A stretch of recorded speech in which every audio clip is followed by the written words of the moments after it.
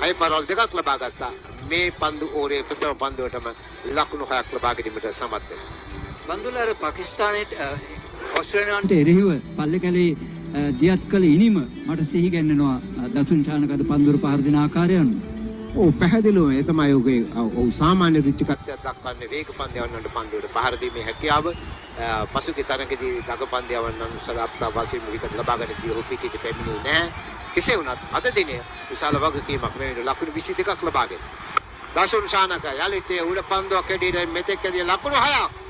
එයත් ලකුණු 6ක් මිඩිකට හරහා අනුකම්පා විරහිතව පාර එල්ල කරමින් ලකුණු දඩයම් කරන ආකාරය මේ රාත්‍රියේදී අපිට දකින්න ලැබෙන්නේ දසුන් ශානක ඔබ කියු ලකුණු 150ට තවත් ලකුණු දෙකක් පමණයි ඉදිරියව තිබෙන්නේ. පන්දු ඉදිරියව තිබෙනවා 4ක්. ඒ 6 පාර 4ක් වුණා. මා දැන් කියනවා 150 160ක් බවට පරිවර්තනය වේ යුතු බන්දු. ඒ මොහොතත් හොඳයි. ඉතාමත් විශිෂ්ටයි. පාකිස්තාන් කණ්ඩායම කිසිසේත් සල්මන් අලියාගා හිතුවේ නැහැ ශ්‍රී ලංකා කණ්ඩායමේ සිංහ පැටවු මේ විදිහට නැගිටී කියලා. ඔව් මම හිතන්නේ සිංහ පැටවුන්ගේ නැගිටීම ඕනෑම කණ්ඩායමකට අභියෝගයක්. යලි තොස් පන්දු සදා පන්දයවන්. වයිඩියෝක පන්දුවක් නමුත් පිටිකරණය සාර්ථකයි.